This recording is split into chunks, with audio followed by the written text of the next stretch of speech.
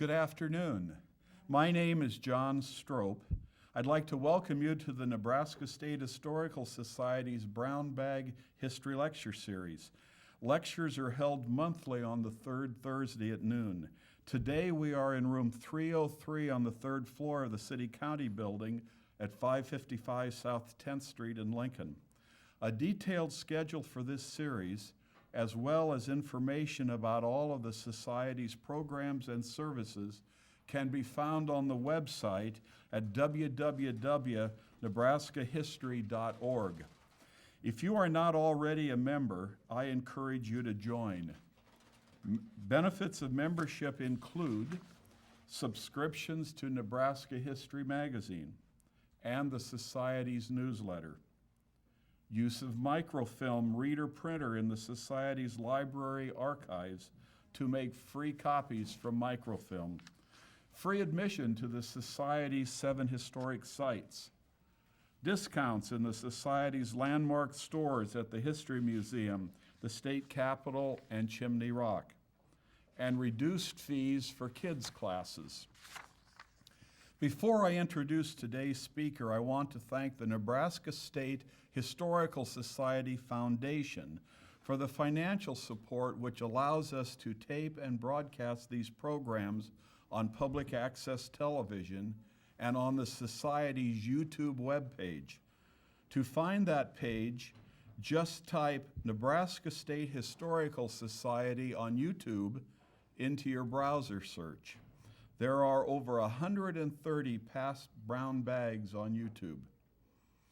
Our speaker today is Richard Graham, and the topic is Nebraskans in the Funnies, our state's contribution to the comic arts. He is an associate professor of libraries at NU and has a courtesy appointment with the NU English department. He received his undergraduate degree from NU, his library degree from the University of Iowa, and a Master's of Education from Texas A&M Corpus Christi. He is the managing editor of an online academic journal for using comics in the classroom. It's called the SANE Journal. SANE stands for Sequential Art Narratives in Education. His book, Government Issue, collects and explains the U.S. government's production of comic books from 1918 to today. He is interested in using comics to teach, especially by governments and educational institutions. But he's also interested in Nebraska's connection and influence on the comics world. Just to let you know about asking questions, Richie prefers waiting until the end, unless you are just dying to ask. Please join me in welcoming Richard Graham.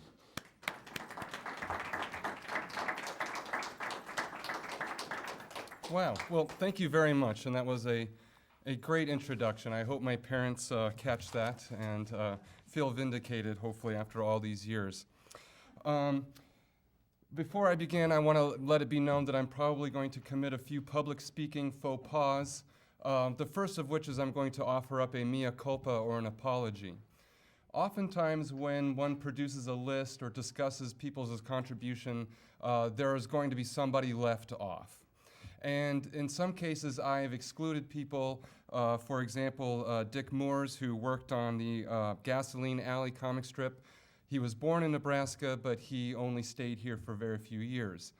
On the other hand, I may have neglected to include someone out of sheer ignorance on my part. So I welcome the opportunity to be educated. And so I've included my email address. So if you'd like to let me know if your cousin freelanced or your great uncle was a cartoon strip artist, I again welcome the opportunity to be notified or to grow my understanding of Nebraskans' contributions to the comic arts. So the other faux pas that I'm going to commit, which admittedly is a sort of sophomoric attempt, which is that I need to define usually what I'm talking about when I say comics. This is from a book called Understanding Comics by Scott McCloud, where they discuss the medium in the comic book format. But essentially, I'm subscribing to this definition of the idea of deliberate images placed in a sequence to tell us a story. Okay? And that's because normally when we talk about comics, people assume that we're talking about people like Superman or Spider-Man or any other friendly fascist that's wearing tights and is outside the law and he's cuffing you or collaring you as a vigilante. But comics are so much more than that. They can be stained glass windows. They can be cave paintings. They can be out of the Franco-Belgian tradition of bande dessinée or the manga from Japan or Asia. But of course, they can also be the comic strips that we would read in the newspapers. Fortunately for you today, I'm not going to bore you with an art history lesson, but I will be focusing on the sort of comics that we associate, which is the ones that we would see in the Sundays or that we would buy off of the spinner rack in our local store. Now, why study comics? And sometimes I feel sorry for my dad. I'm sorry, Dad, but I often have to bring him up. My father, who was a lifer in the Army, and he views the ivory tower with a little bit of skepticism, often shakes his head when I tell him that I have been granted tenure at a Tier 1 research institution by studying comic books. But studying comics, as Scott McCloud says here, can be very serious business. First of all, comics are a very effective communication medium. Because of the paneling, they are excellent at showing a process by using the step-by-step panels that we find in comics, as we see here in a 1969 comic book put out by the US government showing GIs how to properly use their M16 rifle, which was a problematic weapon when it was first introduced. And as my father liked to point out, that the Army at the time was filled with various literacy rates. And so the quickest and simplest way to teach them how to do something the Army discovered early on was to use a comic book. Comics also show us incidents in our history. As this Omaha Bee comic shows us, or the cartoon from 1913 discussing, or rather representing the tornado that devastated the city. Comics are very straightforward and they have a way of penetrating our id and they can convey precise information rather quickly. And so we study comics to see events that were portrayed in history and how they were portrayed. Right? As this Bill Malden Pulitzer Prize-winning image shows us, that comics can also sum up a nation's emotions or a reaction to a historic event. And oftentimes these sort of images stay with us. Some of us clip these mementos and keep it on our refrigerator doors. Even at the university, there was a cartoon called The Far Side, and that was often stuck on chemists as well as theologians' doors as well. So comics have a way of sticking to us and resonating with us emotionally. Comics have also influenced our vocabulary and our language. Barney Google gave us Google-eyed. The word Jeep, the GP. It stood for the General Purpose Vehicle, but was also seemed to have a strong kinship with E.C. Seeger's Popeye, who they had a character in there named Eugene the Jeep. And he was a jungle pet. He was able to move between dimensions. And people had such an affection to him that GIs started referring to the GP as the Jeep. We've also been given terms like McCarthyism. Some of you may even recall the Herb Bloch Pulitzer Prize-winning cartoon here from 1950, in which he coined the term McCarthyism to discuss the events of the House of American Activities at the time, and that stayed with our vocabulary as well. And of course, there's a whole art side to it, not just the words. Comics are a combination and a unique medium that combines both word and image. And the images have stayed with us as well. Some of you may be familiar with the artist Roy Lichtenstein and his pop art comics that premiered in the Museum of Modern Art alongside Andy Warhol.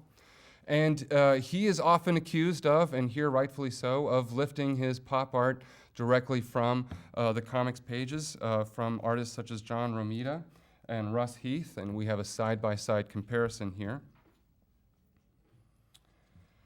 But also people like Winsor McCay, whose strip, The Little Nemo in Slumberland, which premiered in the early teens and ran through the early 20s. Winsor McCay, who had a sort of formulaic strip of a little Nemo who would fall asleep and have these extravagant dreams and would often wake up in the bottom right panel from those fantastic dreams. Winsor McCay, who had these ornate Byzantine cities, is often pointed to as a progenitor or a huge influence of the Art Nouveau movement. And you can see some of that in that close-up there of the ornamental work and the architecture that presents inside. Now, unfortunately, these images have a sort of visual rhetoric that we scholars and that we later on can unpack as well. Not only do comics tell us about the events that may have risen up to be discussed in opinion or editorial cartoon, but also some of the representations of minorities are interesting as well. Because comics are a medium that relies on stereotype and caricature, we look back at these and can tell about what was acceptable socially at the time.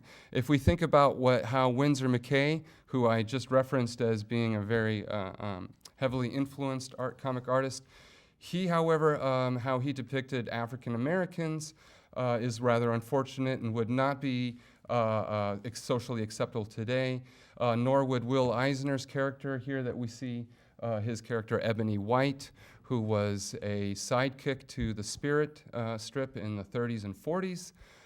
Again, these are not necessarily intentionally racist projections, but they are an example of the social mores and the social climate at the time of how it was acceptable to represent certain minorities.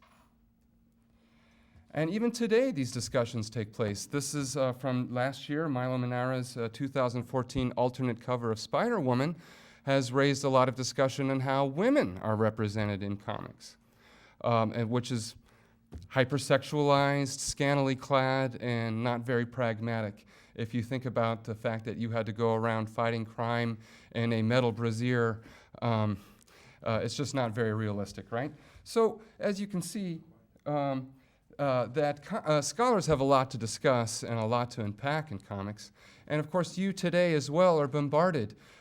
You cannot go down the movie theater, right? And of course, today, I'd like to think that many people are not here today because they're waiting in line for the Star Wars movie. But certainly the summer blockbusters these days are comic book films. And they are numerous, and they are not showing any signs of slowing down. And in fact, you can't even go to Burger King, right, without Iron Man offering to or asking you to upsize your product. Right? And of course, this is something that that's been with us for quite a while. I don't know if many of you can remember Buster Brown shoes, but certainly comics and advertising have been around for a very long time. So I hope I've convinced you, or at least my father, why it is that scholars need to study these comics and why it is that they are relevant to us today. And so it's no surprise then that there are many Nebraskans who have been involved, and even the state itself, in the development and history of this fascinating medium. Right? Now, many people like to point as the first comic strip being Richard Outcault's Hogan's Alley, which featured the Yellow Kid, and I think we're familiar with the term yellow journalism, which came out of this, out of William Randolph Hearst's bidding war with Joseph Pulitzer. Joseph Pulitzer had anticipated this notion, or he had envisioned this idea of elevating the masses by including high art in his newspapers, which did not go over very well. However, when he hired an art school student from Cleveland, Ohio, Richard Outcault, who had included this strip called Hogan's Alley, which showed sort of a realistic outtake of the Bronx and of the boroughs of New York and the inner city life, suddenly newspaper circulation skyrocketed. And once we included someone like the Yellow Kid here, who had contained messages on his little sleep gown that he would wear, Hearst immediately recognized that newspapers were successful because of this, And so and started a bidding war between the two. And out of that, we get yellow journalism because Hearst's fascination with the Spanish War. He would include his comics artists to draw and illustrate for him.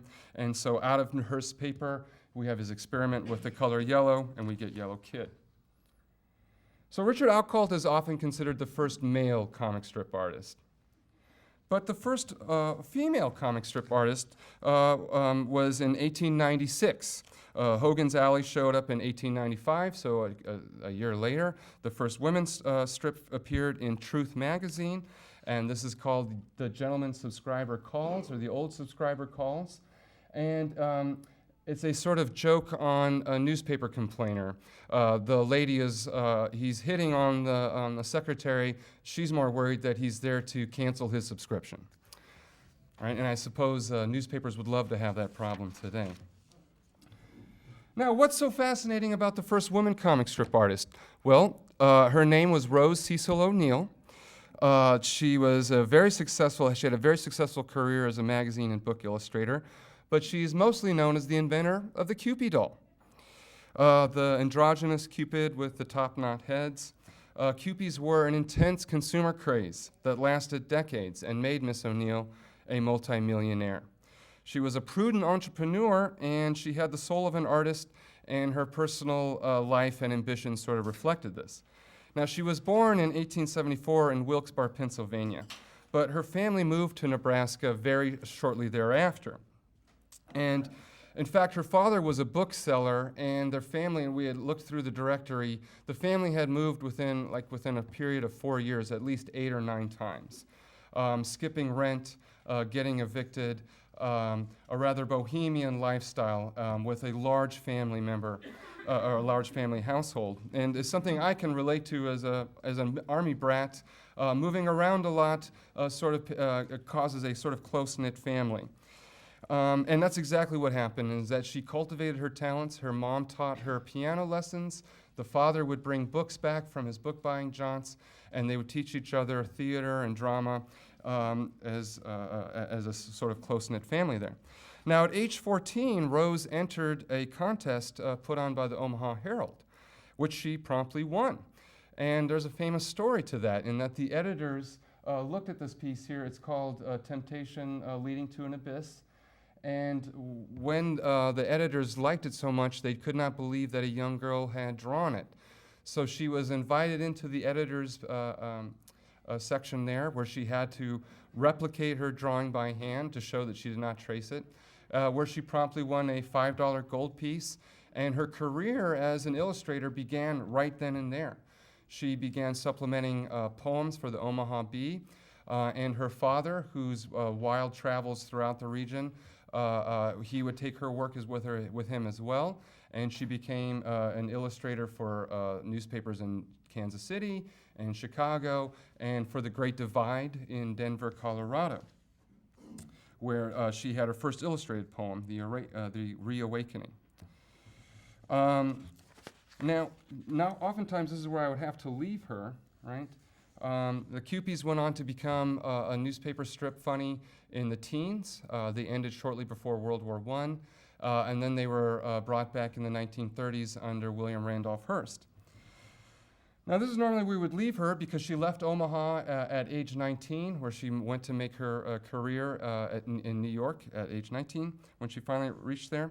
But after her many travails and her many travels, she reestablished herself in outside the Ozarks in Missouri, where she had a sort of mansion built that was named Bonnybrook. And if any of you ever visit or go down south to the Ozarks, you'll see shortly before you reach you'll see the State Historical Society or the Historical Society to go visit. Well, in her 40s and then in later years, she had struck up a friendship with another Nebraskan who had spurred us for a while in favor of Missouri, and that was John Neihardt. And we can't really make it out so well here, but John Neihardt was very impressed with her. She was not only a comics illustrator, but she was also a poet, and he had quite a few things to say about it. He said her poetry was exquisite, and she read it exquisitely. She should have rivaled a Sappho, a woman poet of ancient Greece known for love lyrics, if she had devoted her life to poetry. She illustrated many of her poems that were, again, appeared in things like Cosmopolitan. She self-published her poems as The Master Mistress. And again, she passed away in Springfield, Missouri in 1944. In 1967, a series of clubs was organized to remember Rose O'Neal, of which I'm a member of. The closest one that's still around is in Iowa, so I have to make an annual trek to Ankeny, Iowa. And then they have the QPiesta annual celebration of her work down in Branson, Missouri as well every year. This is from A Piker's Clerk. And that ran briefly because William Randolph Hearst considered it extremely vulgar. And it chronicled the success and failure of Mr. Piker's daily bets on the Chicago horse races, as well as predictions for the next day competitions. And so this is effectively known as the first continuity strip. And it may seem a little unseemly, but believe it or not, horse betting was a lot more popular at the time, and a lot of people read it, and certainly you would read the daily strip if it was offering you some suggestions on who to gamble on next week. Now this was created by, and this was drawn by Claire Briggs. And while Claire Briggs was born in Reedsburg, Wisconsin, he moved and relocated to Lincoln, Nebraska when he was 14 years old in 1896. He left when he was 21, but he lived here long enough to receive quite an education. Not only did he sort of soak in the atmosphere and get a grip on some of the personalities that he would carry with him when he would draw these strips later on, but he attended UNL for 2 years, where he studied drawing and stenography, where he had an art teacher, Western Penman, but he had a very famous mathematics teacher who I've been hearing a lot about on my NET radio, which is he was at the time Lieutenant John J. Pershing. Pershing was his math teacher, and Briggs was famous for saying, if a fellow ever needed a friend, I did in mathematics. And it happened that Lieutenant Pershing was my instructor, and I believe that he will testify it was easier to conquer Germany than to teach me math.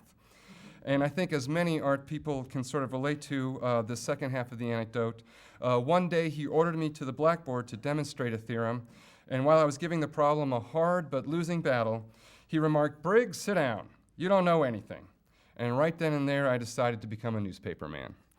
So once again, right, the hard sciences weeding out the humanities. And here's some further example of Claire Briggs's work. As you'll see that Claire Briggs, while popular at the time, wasted no effort to double down and advertise tobacco for you as well. So again, it's not just Iron Man these days selling you a Whopper. These are notions that have been with us for quite a while. Now, of course, we are editorial cartoonists as well, and one of them was Oswald Reagan, or Oz Black, who was born in 1898, also outside Nebraska, but who came here to UNL to study at the School of Fine Arts. Black was also the cartoonist for the Lincoln Star from 1921 to 1927, and then also for the Lincoln State Journal from 1930 to 1940. This is first here, this is an original drawing that I have, and I brought it with me today, and so if you'd like to look at it up close after I'm done talking, I'm happy to pass it around or allow you to come up and look at it. Again, these sort of cartoons are important because they offer a glimpse in the daily life of Lincoln, Nebraska at that time in history, but they also say something about the reader. And so for this example here, this is a sort of slice of life where the postman who is getting ripped off, essentially. At this day and age, I guess the postman would just take your word for what it is that you're mailing and would charge you accordingly.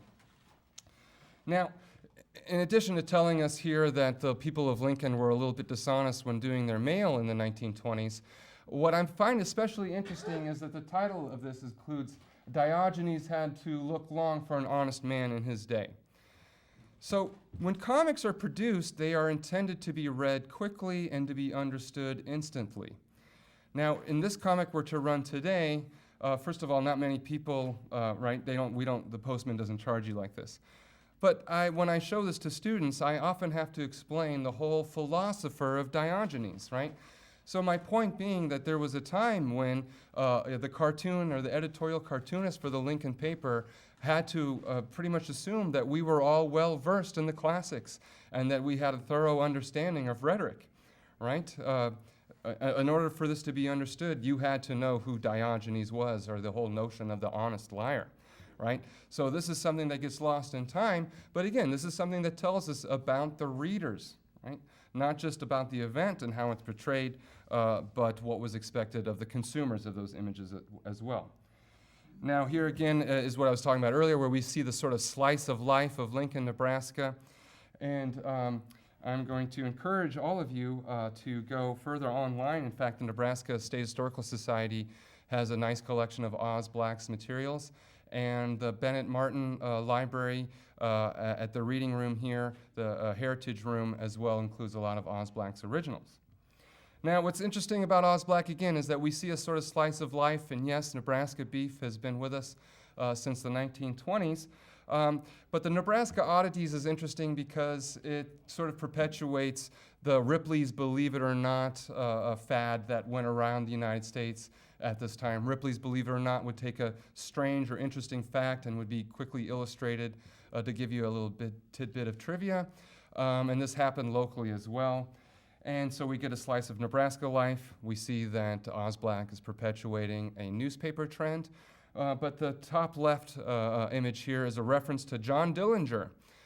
So we see that the traffic down O Street would be so bad that John Dillinger himself would turn himself into the feds rather than endure it any longer, right? Again, so we see these comics as providing historical insight to the times, the events, and the culture. Now, Rex Mason, I include him, even though, again, he was someone who had spent a short time here in Lincoln, Nebraska. He was born here. He and I share a birthday, March 24th. His father was an Iowan, his mother from Illinois. And while he had only stayed here for about until he was the age of 7, so before they moved to Missouri, his father was a bookkeeper at the manufacturing company here that produced pump engines. But his older sisters and his siblings, one was a respective teacher and the other an artist, gave him this sort of introduction to art that carried him with him forever when he went to places such as St. Louis and then later on to Chicago. Now, the St. Louis in 1904 was famous for hosting the World's Fair, where Midwestern culture was profoundly inspired and attracted visitors from around the world. At age 13, he started supplying local businesses and newspapers with graphic design services for their advertisements. And in 1929, he replaced Hal Foster, and the artist that drew the Tarzan strip that we see here. And this made Mr. Maxon quite a celebrity, as Tarzan was an extremely popular comic strip. And so Mr. Maxon made appearances at publicity events at local department stores where he could entertain people with quick sketches of their famous Jungle Man. And if you don't know this, Tarzan will be coming soon to a theater near you in 2016. We also had J. Allen, or J. Allen Klein, who was originally from Beatrice, or as my mother would say, Beatrice. He moved to Woodstock to New York later on in life. But again, this is someone who received their formal education here, who had cultivated friendships and relationships and got to know personalities that they would take then with them later on. Now, J. Allen, or J. Allen Klein, attended the University of Nebraska and then later on the Chicago School of Fine Arts. He was known for his political journalism during World War II, but he was mostly known for a strip called Modest Maidens that he ran for the Associated Press, which ended its run in 1961. And Mr. Klein changed the name to Modern Maidens and began syndicating himself until his death shortly thereafter in 1965. So I include this strip to show you, right, that some things never change, right? We're always complaining about Congress, right? But we're also taking that little bit of slice of life where we're talking about the younger generation that we just don't understand. And of course, not necessarily a strong sense of humor or necessarily a favorite of mine, but I include Mr. Klein because here we see a reference to the beatniks. Again, that would require a lot of explaining to a new generation if we were to show this strip to somebody today, let alone the notion of a charm school or a beauty school dropout. Right, these are somewhat elusive facts today. So again, it sort of shows you the slice of life of that time or that era. Now, Paul Norris is interesting. Paul Norris is known as the co-creator of Aquaman, who we will also see on the silver screen starting next year. Paul Norris passed away in 2007 at the age of 93, and he left an impressive body of work in a variety of comic genres.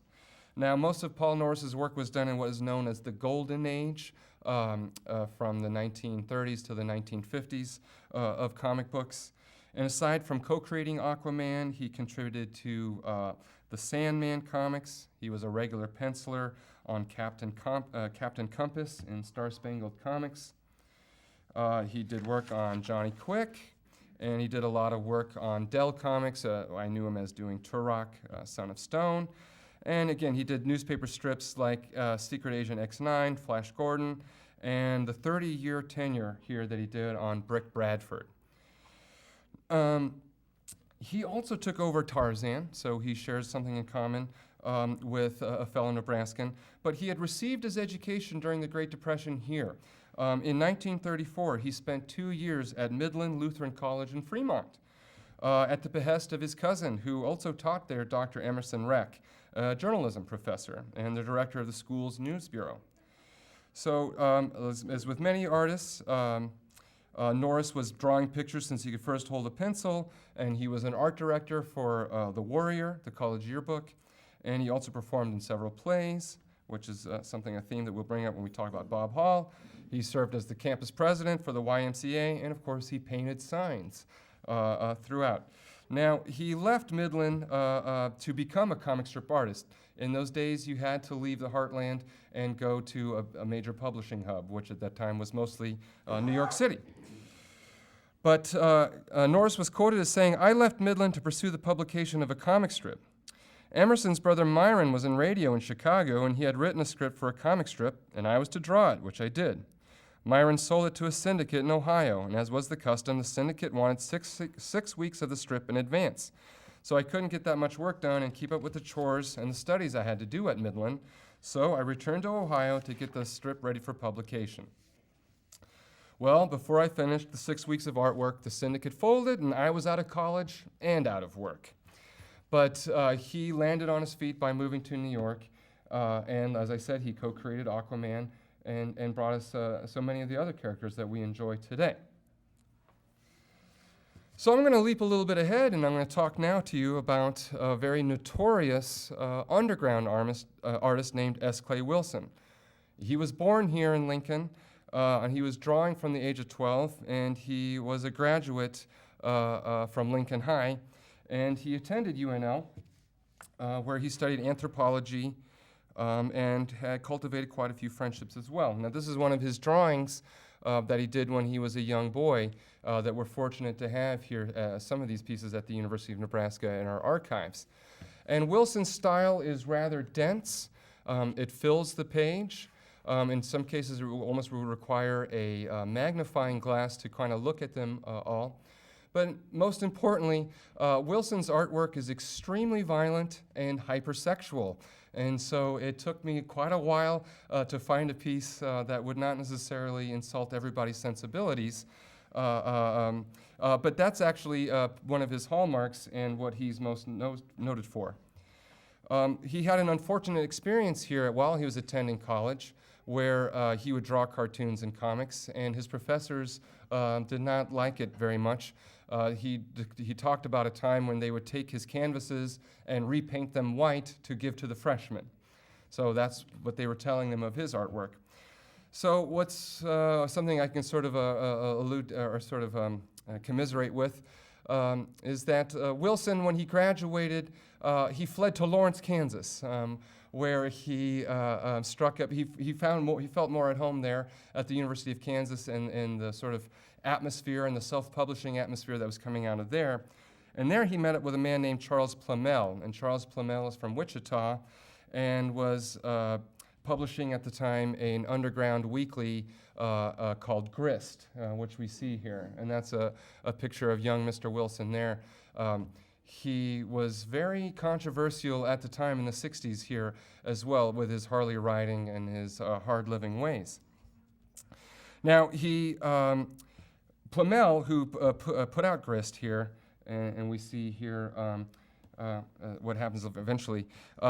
Plumell goes to the West Coast and he puts out something called Zap Comix with an artist named Robert Crumb. And Zap Comix is a notorious underground comic, and it was sort of symbolized at the time in the 1960s a sort of shunning of the man. There was something called the Comics Code Authority in place when comics that were being produced were very self-censored and self-regulated. And the only genre to sort of survive that self-censorship was the superhero genre. Now, many artists at the time wanted to tell their life stories, and they wanted the comics to reflect their own experiences, and not this sort of almost campy, right? Good guy always wins at the end, sort of revisionist American dream aspect. And so this was a tumultuous time in American history and in our culture. And so there were a lot of artists at the time that were drawing their daily life, which pretty much involved sex, drugs, and rock and roll. And so out of this, we have Charles Plumell from Wichita, who funds the Zap Comix Collective. He puts S. Clay Wilson in touch with Robert Crumb, and a sort of bohemian collective is forged. And we have a sort of a seven samurai group here of Rick Griffin, Spain Rodriguez, Robert Williams, Robert Crumb, Gilbert Shelton, Victor Moscoso, and Lincoln's own S. Clay Wilson. Now, out of the underground comics era is a sort of self-expression, a self-publishing event is going on, where people are taking power into their own hands. You don't have to go to New York necessarily and try to draw a superhero. You can go the self-publishing route. You can be your own editor, your own writer. And this had a sort of a ripple effect across the nation. So not only were these Zap comics making their way out of San Francisco to comics across the United States, but you had individuals reacting accordingly as well. And one of those that we have here is a man named J. Scott Stewart, who was also born here in Lincoln in 1951. He was an artist and an editor for his junior and senior high newspapers, and later on an editorial cartoonist for the Daily Nebraskan at the University of Nebraska. And during his college career is when the underground comics movement sort of reached a sort of fever pitch and inspired him to create a comic called Telegram Sam after an ineffectual mad bomber from a T-Rex tune. And Telegraph Sam was this character that appeared in an alternative weekly paper called the Lincoln Gazette. And around the bicentennial year, Scott likes to say, he sort of went straight. He still sort of produces his underground comics, and he today is a librarian at the Bennett Martin Public Library here in Lincoln, Nebraska. Now, I conclude here a comics trip, a comic that came out in 1974. It includes a sort of reference to Sidney Smith's The Gumps, Felix the Cat, Gilbert Shelton's character as well, and a Von Baudet character. So it sort of is this nice conglomeration of old and new comics to sort of rope you in. And again, it sort of mirrors that collective in terms of other artists and other writers are allowed to contribute, and without censorship or without heavy oppression, and people are free to express themselves. And I have to sort of include or highlight one cartoon in particular, which makes fun of the big red culture here, right? The football culture that's somewhat prevalent and continues on today. And I'm sure you probably can't see who the artist was that drew that, but I'll give you a hint. He goes on to win a Pulitzer Prize himself and is a poet laureate. Well, his name is Ted Kooser, right? So a lot of people are familiar with Mr. Kooser's work as a prose artist. But he was also a sort of, kind of got swept up in this. Mr. Kooser had a friendship with S. Clay Wilson. They attended UNL at the same time. And it's always interesting to me that two people who could form such a good friendship could then go on to be later on pioneers in their fields. And so the next time you see Mr. Kuzer, be sure to bring that up. I'm sure it's one of his favorite things that he had done back in the day. Now, another famous comic artist that Nebraska can call its own was Bob Hall, who studied theater here at UNL, and he earned a bachelor's degree before moving on to New York in the 1970s, where he studied under John Buscema's School of Comic Art in New York. And Bob got his start in the comics industry in 1974, where he penciled and inked horror stories for Charlton Comics. He also teamed up with writer Chris Claremont, and he started working on some Spider-Man comics as well. He was an editor for Marvel from 1978 and 1979. And then he later on moved with Jim Shooter to when there was an independent publishing spree, and Valiant Comics was formed, and Bob left to work on the Shadow Man comics as well. Now, I include here a very important piece. When we talk about comics history, there are a couple of comics that we like to talk about, including Alan Moore's Watchmen and Frank Miller's Dark Knight Returns. That's because they came out in the 1980s, and it's when comics stopped being so campy and lovey-dovey and became much more gritty and much more realistic, or as we like to say in the business, they became a lot more postmodern. And one of the comics that sort of came out in that era was Squadron Supreme in 1985, which was written by Mark Grunwald, and Bob Hall penciled the first 6 issues. And in this, we have superheroes sort of discussing the realities. If you could have a superpower and you could sort of force people to do what you want, this sort of introduces discussions of free will, right? Vigilantism. How does that work when you abduct someone and you are later on in court? Can you be called as a witness, right? But in these sort of heavy philosophical issues, in the storyline, one of the characters comes up with a brainwashing device to make all the villains good guys, prompting discussions of free will. And one of the superheroes, as we can see, I'm sort of deconstructing the image for you here. One of the superheroes took this brainwasher and put it on the woman who no longer loved him. Right? This is sort of heavy, serious stuff for teenage boys who were mostly the demographic at the time to be reading, but it was also something that we were also hungry for as consumers. And it's something that a lot of scholars like to point to and discuss, and our very own Bob Hall illustrated that. And of course, we also see his Shadow Man. Now, Paul Fell is someone I also need to talk a little bit about, who was, while not born here in Nebraska, but certainly received his education and did most of his, and continues his career out of here, out of Lincoln, Nebraska. He grew up in Massachusetts, but he played college football here. He was an editorial cartoonist and newsroom artist for the Lincoln Journal newspaper from 1984 to 1992. And when that was eliminated, he became his own boss. He has Paul Fell Cartoons, and he also syndicates out of Artisans. And I believe there's a newspaper in Oklahoma that runs his editorial cartoons today. Now, I know Paul personally, but my first exposure to him was when I was growing up. And he had done this cartoon that we see here in 1990, which was when our flagship school's football woes were somewhat weighing heavy. Again, right, comics, they are old, but they are always new again. And that was a time when smaller division school, Peru State College, had won instead. And I remember reading this when I was in high school, thinking that was a very clever sort of rub against UNL. But again, some of the issues that he talked about in the past are issues that we always talk about today, right? School board, tax issues. These things never go away. Now, Paul, who continues today, like I said, continues working, sort of reached some notoriety in 2006 when there was a sort of expose done by MSNBC on journalists' contributions to political races and how that sort of created a conflict of interest, right? You can't necessarily be a journalist while you're supporting a political candidate.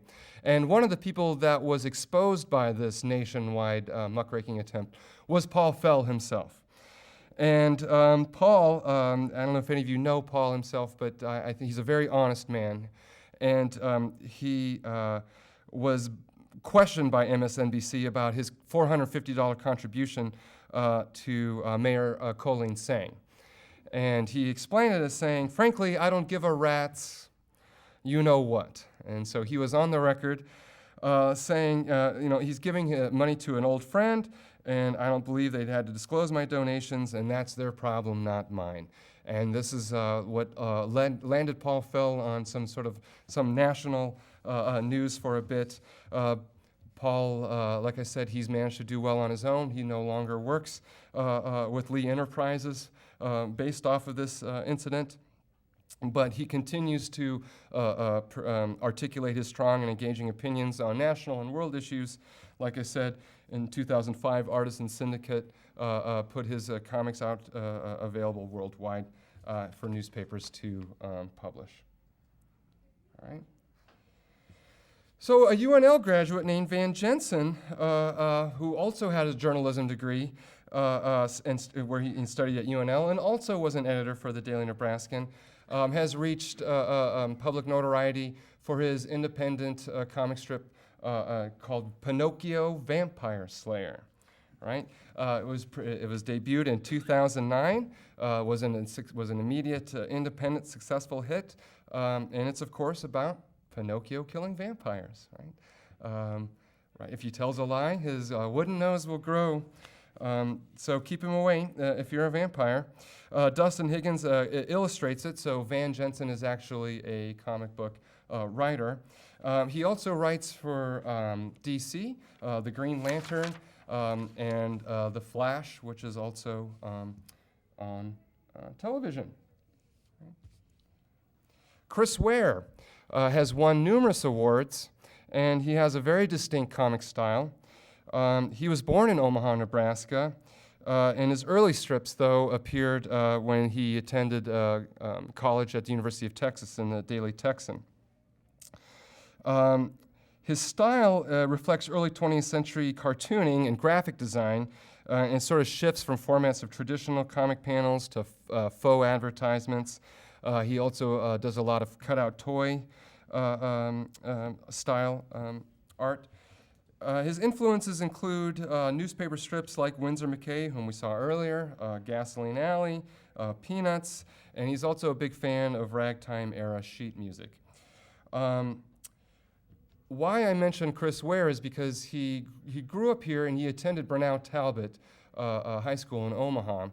And again, he started drawing as a young student while there, but also because he carried with him a lot of his family's stories that he portrays in this series called Rusty Brown, which takes place sort of in Omaha. And it's ostensibly about an action figure collecting man-child and his somewhat troubled childhood, but in Ware's fashion, it sort of diverges into multiple storylines, and this is why Chris Ware has won numerous awards, is because he really pushes the narrative style of comics in new directions. And Ware actually came back to Omaha for an exhibition at the Sheldon, and I'll show some of you that in a little bit. But Chris Ware did a cover for our very own Prairie Schooner, literature magazine put out by UNL. And of course, he does New Yorker covers. So his work is appreciated by many. And again, a fellow Nebraskan at heart. Now, comics, as I said, aren't just necessarily superhero 32-page comic books, or the ones that you see in the back of the newspapers, less and less these days. But there are also web comics that are available too. And there's one that I need to talk a little bit about, and that's Eel Obermeyer. Recently, I've seen a few people, because of the magic of Facebook, I have connections to friends across the United States, and they were recently passing a Neelo cartoon around, and I thought that was pretty interesting because his work is not necessarily syndicated, again, the only way that people would become aware of it is by the quality, not necessarily because you're limited by your geographic area. Neil was born in 1978 in Auburn, Nebraska. He, again, was an artist at a young age, so he drew for a student newspaper and worked for the Auburn Press-Tribune a bit. He also attended UNL, where he continued his work with a character he named Planarian Man. And he was also an editorial cartoonist for the Daily Nebraskan, and he worked for the radio KRNU. And he's been a full-fledged or a professional cartoonist, editorial cartoonist, since 1999 when he was at the Daily Nebraskan. He moved briefly to San Diego, and through his networking there, he was able to have his work published in the San Diego Reader, where it continues today. In 2004, he would do some freelancing for the Journal Star, which would alternate between he and Paul Fell. And in 2006, he did a biweekly stint for the Omaha City Weekly. And again, the San Diego Reader continues much of his work today for him. Otherwise, you have to go to neelo.com to see his comics as well. And, right, it's the holiday season, right? We all have a long list of things we can and cannot discuss when we sit around them. So in addition to some of these individual creators who got their start here and were influenced, either received their education or had formed relationships or forged bonds with people that carried them into their professional lives, there's actually a concentrated effort by the university itself to create comics. This is called the World of Viruses, and it was spearheaded by Professor Judy Diamond. She's a professor and curator at the Nebraska State Museum.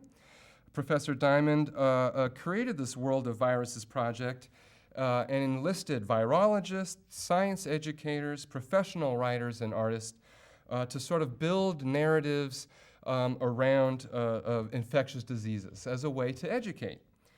And in this case, the World of Viruses focuses on a whole range, from HIV to influenza, and you have Captain Virus, right? We have little superhero stories. And she enlisted the aid of Bob Hall, who I had mentioned earlier, as well as NET employee and a self-published comic artist, Tom Floyd, to produce the artwork for these comics that she hands around. And I'm going to hold up here an example of Tom Floyd's self-published comics, but I also brought with me the World of Viruses comic book itself that you're welcome to look at, that both Tom and Bob illustrated. Now, Dr. Diamond had said that understanding how viruses and infectious diseases influence our health, communities, and environments, and it's vital for all people, not just scientists. And so because of that limited role, though, or that limited understanding, she had sought to increase in awareness. And she not only got a grant to put out this comic, but she had also conducted research to gauge the effectiveness of comics. So not only is UNL putting out comics, we're testing their effectiveness as an educational tool, and the study found that teenagers who read comics were 5 times more likely to express an interest in the subject. Right? Now, in addition to comics creators, we've had numerous people in the comics world who have had an influence on the art. Bob Bierbaum from Fremont, Nebraska, who graduated from UNL, he's notorious, or he's known for opening one of the first comic book stores in Berkeley, California. But also he was a comics historian, and he tracked down a very early comic put out by Rudolf Topfer, a Swiss school teacher who was friends of the German writer Goethe. And if you can believe it or not, the first and early comic strip was put out by a Swiss school teacher, right? We often think about school teachers taking comic books away from you, but UNL has proven that comics can educate, and a UNL grad was one of the people that first proved that a school teacher was an early comics creator. And then I'll show you a little bit about Professor Dan Howard, who came to us from Kansas State in the 70s. He actually hosted one of the first academic conferences on the comic book here at UNL in 1979. I included this poster because he actually used an image from our State Historical Society to make this poster, but he had included greats like Will Eisner and the co-creator of Batman to come and talk in an academic setting about the comics medium. And again, this is one of the first times this has ever happened. And Professor Howard was a longtime collector of original art, and he graciously donated this massive collection to the Sheldon Memorial Art Gallery, which every 3 or 4 years will put on exhibit a portion of that. And you know, we're very fortunate to have that because we'd have to travel to places like Ohio State or Angoulême, France, to see such a diverse range of comic artists and comics history. I just want to quickly point out that there's a comics shop in Omaha, Nebraska, that's both a comic book store and a coffee shop. They won a very prestigious award from the comic book industry 2 years ago for being such a welcoming place and for providing such a means for people to consume comics. And then I'll just end on the fact that our very own state has appeared in comics as well. A few years ago, DC Comics put out an issue, number 708, in which Superman rescues Omaha from a dangerous flood. And it just goes to show that not very many people spend time in Nebraska, right, when you can so easily confuse the state capitol, a piece of beautiful work there by William Goodhue, right? Right? And, of course, our own Bob Hall saw fit to incorporate our very own Carhenge in an issue of Shadow Man 19. So, and finally, people who are not necessarily affiliated with Nebraska have taken a weird events, which Nebraska has had so many, it could probably be its own brown bag talk. But in 1963, a state trooper had a very vivid alien abduction account that a comic book artist took word for word and reproduced as a comic book for people to enjoy as well. So I hope you've enjoyed my time here. So I hope you all understand that comics are a very interesting and a very important medium, and we have had a very pivotal role in it. And so the next time you're out and about, or the next time Iron Man is trying to sell you a Whopper, think that it's not too far removed from what goes on here in our own great state. So thank you very much for your time, and if any of you have questions, I'll be happy to take them.